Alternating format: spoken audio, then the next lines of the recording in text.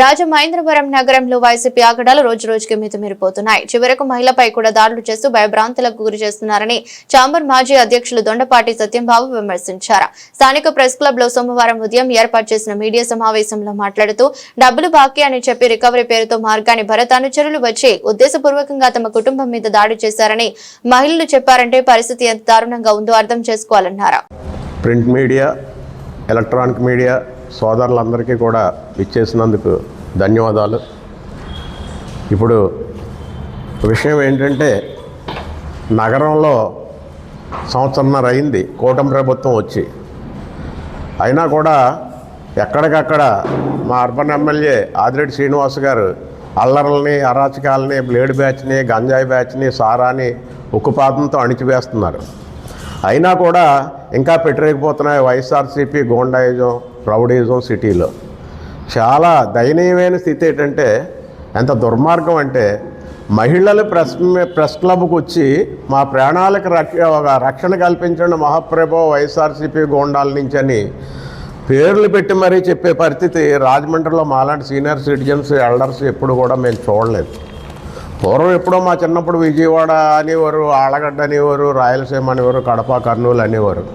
అవన్నీ కూడా కూర్చుని మాట్లాడుకుంటే తేలిపోయే సమస్యలతో వాళ్ళందరూ కొంచెం పీస్ఫుల్గా ఉంటే, మా దౌర్భాగ్యం కొద్దీ క్రిందసారి వచ్చిన ప్రభుత్వంతో మళ్ళీ ఈ అరాచక శక్తులు పెట్టలేకపోయినాయి. ప్రజలు బాధలు పడి పడి పడి ఈ 5 ఏళ్ళు వేచి చూసి ఏదో కూటమి ప్రభుత్వాన్ని ఎన్నుకుంటే, ఈ కూటమి ప్రభుత్వంలో ఏదో కనీసం మాట్లాడుకునే స్వాతంత్రం ఇవన్నీ కూడా వచ్చి బాగానే ఉన్నాం అనుకుంటే, మధ్య మధ్యలో ఈ అరాచక శక్తులు పెట్టలేకపోవడం అనేది ఎట్టి పరిస్థితుల్లో కూడా సహించే పరిస్థితి లేదు.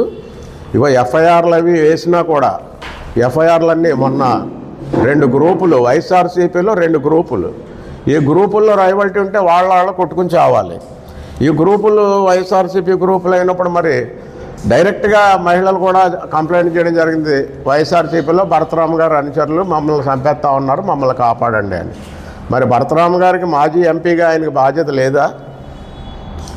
ఎప్పుడో మొన్న దీపావళి రోజున కోటిపల్లి బస్ స్టాండ్లో ఏదో అరాచకంగా కుర్రోళ్ళు 4-5 పోలీస్ మీద వాళ్ళ మీద తిరగబడితే మాత్రం అది రూరల్, యాక్చువల్గా అర్బన్కి సంబంధం లేదు. ఇదిగో అర్బన్లో ఎమ్మెల్యే గారి మనుషులు, ఎమ్మెల్యే గారి పిఏ రౌడీ షీటరు ఆడున్నాడని ఎవరినో కొంచెం మనిషిని పోలిన మనిషి ఆ ఫిజిక్ ఉంటుంది, వాళ్ళు చూపించి ఎమ్మెల్యే గారు పిఏ అని చెప్పేసి ఊగిపోయి పూనకాలు వచ్చినట్టుగా ఊగిపోయి సాగిపోయి దీనికి సమాధానం ఏం చెప్తారని. అది రూరల్, అందులో పిఏ లేరు, ఎవరో లేరు. అవన్నీ నిజాలు వెంటనే తెలిసినాయి, మార్నింగ్కే తెలిసిపోయినాయి. మరి ఇలాగా ఏదో వీడియోలు కట్ చేసి సోషల్ మీడియాలో లేని ఫేక్గా పెట్టి ఇవి చేసి ఊగినప్పుడు, ఇవాళ భరతరామ గారు అనుచరులు మమ్మల్ని బ్రతకనివ్వట్లేదు, చంపేస్తామని వార్నింగ్ ఇచ్చారని మహిళలు ఇక్కడికి వచ్చి ప్రెస్ క్లబ్లో ప్రెస్ సోదరుల ద్వారా మొరపెట్టుకున్నారంటే ఏం చేస్తున్నారు మీరు? మరి మీ శిష్యుల్ని కానీ అనుచరులను కానీ సస్పెండ్ చేయడం, పార్టీ నుంచి పక్కన పెట్టే పరిస్థితి మీకు రాదా, చేత కాదా? మరి ఇక్కడ అదే మా ఎమ్మెల్యే చూడండి, ఎక్కడన్నా చిన్న పొగ వచ్చి చిన్న మాట మాట్లాడుతుంటే పార్టీని కొంచెం దూరంగా ఉండమనండి అని చెప్పేస్తున్నారు. ఆయన మాతో పెద్దలతో చెప్పించేస్తున్నారు కొద్ది దూరంగా ఉండమనండి అని. ఎందుకంటే ఏదన్నా ఒప్పుకుంటున్నారు కానీ ఆయన ఈ లా అండ్ ఆర్డర్ విషయంలో ఎట్టి పరిస్థితుల్లో అందులో ఎవరున్నారని కూడా చూడకుండా పంప రేపేస్తున్నాడు ఆయన. ఇక ఎఫ్ఐఆర్లు కట్టినా ఏమి కట్టినా బెయిల్స్ పట్టుకొచ్చినా ఏదైనా కూడా నేను చెప్తున్నా, ముఖాముఖిగా ఎప్పుడు కూడా కూటమి గవర్నమెంట్లో మా ఎమ్మెల్యే గారు మాత్రం వదిలే సమస్య లేదు. లా అండ్ ఆర్డర్ కానీ, రౌడేజాన్ని కానీ, గోండాయిజాన్ని కానీ అనవసరంగా జీవితాలు పాడవుతాయి. తల్లిదండ్రులు కూడా గుర్తుంచుకోవాలి. ఒక్క మనిషిని అక్కడెక్కడ 30 మంది కలిపి ఒక మనిషిని కొట్టేస్తారా? 30 మంది కలిపి కొట్టేసి పని ఏంటి? వాళ్ళ గ్రూపే మళ్ళీ ఇంకో గ్రూప్ అట ఇళ్ళ మీదకి వెళ్ళిపోయి మీ పిల్లలు మమ్మల్ని మా మీద కేసులు పెడతారా, పిల్లల మీద కేసులు పెడతారా, మీ ఎంత చూస్తామని. ఆ నాయకుడి పేరు కూడా ఏదో చెప్పారు, వాళ్ళ భరతరామ్ గారు దగ్గరే ఉండే అనుచరుడి పేరు కూడా చెప్పారు వాళ్ళు, చెప్పారు వాళ్ళు. మరి ఇవన్నీ చాలా జాగ్రత్తగా ఉండాలిగా. జీవితాలు ఏమైపోతాయి? రౌడీ షీట్లు కడతారు, రౌడీ షీట్ కడితే స్మాష్ అయిపోయినట్టే. తల్లిదండ్రులేమో ఏదో వాళ్ళు ఉద్యోగాలకు వెళ్ళాలి, ఊళ్ళో వెళ్ళాలి, కలెక్టర్లు అవ్వాలని తల్లిదండ్రులు అనుకుంటారు. మరి వాళ్ళకి సంబంధం ఉందండి. మన లేడీస్ కూర్చున్నారనంటే బయట ఎన్నో గొడవలు అవుతాయి. మనం బయటకు వస్తాం, మన పిల్లలు బయటకు వస్తారు. వాళ్ళు ఏం చేస్తున్నారు వాళ్ళకి ఏం తెలుస్తుంది పాపం. వాళ్ళు మళ్ళీ ఇంటికి వెళ్ళినప్పుడు చక్కగా భోజనం చేసి పడుకుంటారు. మరి వాళ్ళ దగ్గరికి వెళ్ళి నీ కొడుకు నన్ను నా మీద కేసు పెడతారో చంపేస్తామని అంటే అసలు వాళ్ళకి సంబంధం ఏమైనా ఉంటుందా? అది నీ తల్లిదండ్రులైనా నా తల్లిదండ్రులైనా ఎవరి తల్లిదండ్రులైనా ఒకటే. మరి అంత ఊగిపోయి ఏమీ లేని దాన్ని ఫేక్ వీడియో పెట్టి ఎంపీ పిఏ ఎమ్మెల్యే గారు పిఏ ఉన్నాడు అడవుడు చేసినప్పుడు ఇవాళ మీరు ఏం చేస్తారు? ఏదైనా దమ్ము ధైర్యం ఉందా? వాళ్ళని సస్పెండ్ చేసే దమ్ము ధైర్యం ఏమైనా ఉందా?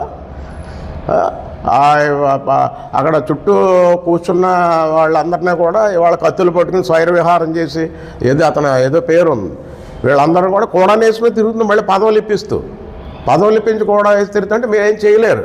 ఎందుకంటే ఏమైనా చెయ్యాలని అంటే చేసేవాడు మిస్టర్ క్లీన్ అయ్యి ఉండాలి. ఏదైనా చేసాక ఆడు వచ్చి మళ్ళీ రోడ్డు మీదకి వచ్చి నువ్వు ఇటువంటి వాడు నన్ను చేస్తావేంటి అని అడిగే పరిస్థితి నాయకుడిలో ఉండకూడదు. మిస్టర్ క్లీన్ నాయకుడు అయితేనే ఇంకొకరి మీద చర్యలు తీసుకోగలడు. మనమే మురికి బట్టలతో కూర్చుని ఉంటే ఇంకొకటి మీద చర్య తీసుకునే అంత ఏముంటుంది? నీ ఒళ్ళంతా మురికెట్టుకుని నన్ను ఏదో చేసేవిటని అడుగుతారు. ఇవన్నీ కూడా కరెక్ట్ కాదు భరతరామ్ గారు. ఇవన్నీ నేను చెప్తున్నాను. ఖచ్చితంగా మీరు కానీ దారిలో పెట్టుకోకపోతే మీరు ఓడిపోయారండి. ఓడిపోయిన తర్వాత మళ్ళీ గెలవడానికి ప్రయత్నించాలి. గెలిచినోడు మళ్ళీ గెలవడానికి ప్రయత్నిస్తాడు. అది చూసుకోవాలి. పార్టీ సంస్థాగతంగా బలోపేతం అవుతుందా లేదా? ఎవరున్నారు ఇవాళ చుట్టూ? కనీసం ఏ ప్రతినిధులు ఉన్నారు? వ్యాపార ప్రతినిధులు ఉన్నారా? కుల ప్రతినిధులు ఉన్నారా? లేకపోతే స్వచ్ఛంద సంస్థల ప్రతినిధులు ఎవరున్నారు? మీ చుట్టూ ఉన్న మనుషులను బట్టి మీకు గౌరవం ఉంటుంది. ఏమీ లేకుండా మిగిలిపోయారు, ఏమీ చేయలేకుండా మిగిలిపోయారు. మరి మీరు దేశానికి వాళ్ళ పార్టీకి వైఎస్ఆర్సీపీ జాతీయ అధికార ప్రతినిధి అనుకుంటా, అసెంబ్లీకి వెళ్ళరు. ఎవరిని అసెంబ్లీకి రానివ్వను 175 మాకే అని చెప్పి ఇవాళ మీరు అసెంబ్లీకి వెళ్ళకుండా పోయారు. ఒక్కడు కూడా ఆ మాటలు అవన్నీ కూడా తగ్గించుకోండి. ముందు కార్యాచరణలో పెట్టండి. తప్పుల్ని తప్పని చెప్పండి. బురదలేయడం కాదు. ఇప్పుడు ఇది కూడా ఏమైనా ఛాన్స్ వస్తే మన జరిగిన 2 వర్గాల గొడవలు కూడా వేసేస్తారు కూటమి మీద, ఎమ్మెల్యే గారి మీద వేసేస్తారు. ఇంకా అవకాశాలు ఏమో రానట్టుంది. సోషల్ మీడియాలో ఏ రకమైన కట్ చేసేసి వీళ్ళందరూ ఎమ్మెల్యే గారు మనుషులే అని. మా ఎమ్మెల్యే గారు చూస్తే ఆ దుందుడుగ్గా మొన్న ఎవరో సారా ఏదో పర్యటన చేస్తూ సారా అమ్ముతున్నారని చెప్పి ఎవరో కంప్లైంట్ చేస్తే వెళ్ళిపోయాడు. ఒక్కడో గవ్వ సారా సందులోకి వెళ్ళిపోయి ఆ సారా వాళ్ళని పట్టుకుని పోలీసు వాళ్ళకి ఆకేసి ఈయన చూస్తేనేమో ఇలా ఏదైనా ఒప్పుకుంటున్నారు. కానీ ఈ లేడీస్ నేర్పించడం, లా అండ్ ఆర్డరు, గంజాయి, బ్లేడ్ బ్యాచ్ ఇవన్నీ కూడా ఏది కూడా ఈయన టాలరేట్ చేయట్లేదు. అక్కడికన్నా మీరు అలా వెళ్ళిపోకూడదండి, చాలా ప్రమాదం. మీరే వెళ్ళిపోయి పోలీసులను కాకేసి వాళ్ళు పట్టించేస్తే రకరకాలుగా ఉంటుందంటే లేదండి, ఎట్టి పరిస్థితుల్లో అవి ఒప్పుకోకూడదు. మనం ఏం చేస్తారో చూద్దాం అనే రకంగా ఆయన ఉన్నాడు. ఆయన అలా నిజాయితీగా ఉన్నాడు. బురద జాలడానికి పనిగట్టుకుని బకెట్లతో బురద పెట్టుకుని మీరు తిరుగుతున్నారు. ఏంటిది ఉపయోగం? మీ పార్టీ గెలవాలనుకుంటున్నప్పుడు మళ్ళీ మీరు సంస్థాగతంగా బలపడండి. మొన్న నేను వ్యాపార ప్రతినిధిగా చెప్తున్నాను, ఒక వాయిస్ విన్నాను. ఏంటో వాయిస్? ఒక బంగారు వర్తకుడి దగ్గర బంగారం ఏదో కొని 15 లక్షలు అతనికి ఇవ్వలేదనే కన్ఫర్మేషన్ నాకు ఎలాగైందంటే, ఆ అభియోగం చేసిన అతను ఎవరో నాకైతే తెలియదు. నేను అతనికి తెలియదు. కానీ నాకు ఇంకా ఇవ్వలేదు, నేను అన్యాయం అయ్యానని చెప్పిన మనిషి నాకు తెలుసు. నేను అదే వ్యాపారం, నేను చాంబర్ అధ్యక్షుడు. ఆ మనిషి నాకు తెలుసు 100%. అతను చెప్పాడు పెద్దోళ్ళతో ఏంటండి ఇలాగని. భరతరామ్ గారు కూడా బంగారు వ్యాపారం చేసిన మనిషే. ఈయన బంగారు వ్యాపారంలో కూర్చున్న మనిషే. బంగారు వ్యాపారంలో ఎంత అమ్మితే ఎంత వస్తుందో పూర్తిగా తెలుసు. అటువంటిప్పుడు 15 లక్షలు ఒక వర్తకుడికి అలాగా ఇవ్వకపోతే ఆడేమైపోతాడు? రేపో మాపో ఎప్పుడన్నా ఇస్తారని ఇటువంటి అభియోగం వచ్చినప్పుడు క్లియర్ చేసుకోవాల్సిన బాధ్యత మీ మీద ఉంది. చెప్పాలి, ఇది అబద్ధం అని చెప్పాలి. లేదంటే నేను ఇస్తాను ఇంకో నెల పోయాకని చెప్పాలి. లేదంటే నేను తీసుకోలేదని చెప్పాలి. అసలు ఎలా వదిలేస్తే ఎలాగా? ఇవ్వాలిగా.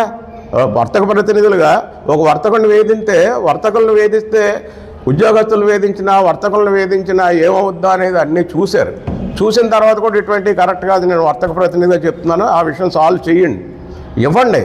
మీరు ఎంత పోనీ మీ లెక్కలో 15 లక్షలు కాదు, ఎంతో క్యాకేసి ఇవ్వండి, క్లోజ్ చేయండి. ఎందుకంటే రేపొద్దు సంఘాలుగా మేము అడుగుతాం, ఏరా నీకు వచ్చిందా అని. ఎందుకంటే మా మనుషులు అతను, మా వర్తకుడు.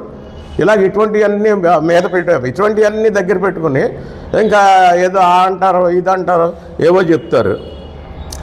ఇంకా ప్రతిపక్షాల్లో ఎప్పుడు కూడా అధికారం వచ్చేస్తే విర్రవీగడంలో, అధికారం వచ్చేస్తే బాడీ లాంగ్వేజ్లు మారిపోవడం కాదు. ప్రతిపక్షంలోనే నాయకుడు అనేవాడు రాటు తేలుతాడు. రాగానే అధికారం వచ్చేస్తే వాళ్ళకి ఏం తెలియదు. ఇవాళ ఆదిరెడ్డి వాళ్ళ కుటుంబం ఉంది, మా ఎమ్మెల్యే ఉన్నాడు, రాగానే అధికారం వచ్చేలేదు. వాళ్ళ తల్లిగారు ప్రతిపక్షంలోనే ఉండగా కాంగ్రెస్ మంచి ఊపులో ఉండగా ఆవిడ మేయర్ చేశారు. మంచి ఊపులో మీ గాలిలో భవానీ గారు ఎమ్మెల్యే చేశారు. ఇవాళ ఆయన చేస్తున్నారు. ఆయన కొత్త కాదు, కానీ ఆయన తిరుగుడు కానీ నాకు ఒకసారి రామ్మోహన్ గుర్తొస్తున్నాడు. మన సారాల దగ్గరికి వెళ్ళిన రామ్మోహన్ గుర్తొచ్చేవాడు. అలాగే రామ్మోహన్ నా బాల్యమిత్రుడు. అలాగే వెళ్ళిపోయేవాడు, గవ్వ వెళ్ళిపోయేవాడు. వెనకాల ఎవరిని వెళ్ళేవాడు, ఈ లోపు ఒకరిని నేలంపగా ఏదో కొట్టేసేవాడు. వెళ్ళేటప్పటికి కొట్టేసేవాడు. ఏంటంటే ఈడు అన్యాయం చేశాడని. అలా ఈయన కూడా ఎవరో గంజాయి అంటే వెళ్ళిపోతున్నాడు. బ్లేడ్ బ్యాచ్లు అంటే పోలీసే వెళ్ళట్లేదు, గంజాయి బ్లేడ్ బ్యాచ్లు అంటే. ఆ గంజాయి బ్లేడ్ బ్యాచ్లో ఊపులో ఉన్న టైంలో తండ్రి కూడా ఎవడో తెలియదట వాళ్ళకి. అంటే మనుషులు తెలియదు, ఏదో కష్టం ముక్కలు కొంత కోస్తున్నారు చూడండి బాడీలని. ఇదంతా గంజాయి మీదే. అవి అరికట్టాలనే దాంతో మా ఎమ్మెల్యే ఉన్నాడు. ఏడు మా దాంట్లో ఎవరి మీద ఎవరో కంప్లైంట్ ఇస్తే కొద్ది దూరంగా ఉండమనండి అతన్ని. ఏదో మనకు కంప్లైంట్ వస్తుంది పార్టీ అయినా ఈయన ఇలా చేస్తున్నాడు. ఆ పార్టీలో నేరస్తులను కూడా వేసి తిరుగుతున్నాడు భరతరామ్ గారు. మరి దీనికి సమాధానం చెప్పాలిగా, 15 లక్షలకు సమాధానం చెప్పాలి. ఇవాళ నీ వైఎస్ఆర్సీపీలో గ్రూపులే మహిళలు వచ్చి భరతరామ్ గారు అనుచరులు అనే పేరు కూడా ఇప్పుడు చెప్పాడుగా సోదరుడు ఆ సుభాని అనే అతను ఉన్నాడు, మళ్ళీ వార్నింగ్ ఇచ్చారు. ఇవన్నీ నువ్వు క్లియర్ చేయాలిగా, చేయి, సస్పెండ్ చేయి. లేకపోతే అది ఒట్టిదే అని అదే మహిళలతో చెప్పించు. ఏం లేదు కదమ్మా అని చెప్పించు. ఆ బాధ్యత లేదా? రేపు నాయకుడిగా ఇక్కడ మళ్ళీ గెలవాలనుకున్నవాడు ఖచ్చితంగా బాధ్యత ఉంది. ఈ సిటీకి ఎల్డర్స్గా మేము కూడా చెప్తున్నాం, ఇది కరెక్ట్ అయితే కాదు, దీనికి సమాధానం చెప్పి తీరవలసిన పరిస్థితి అయితే ఉంది. ఇంకోటి ఏంటంటే నేను చాలా కాలం నుంచి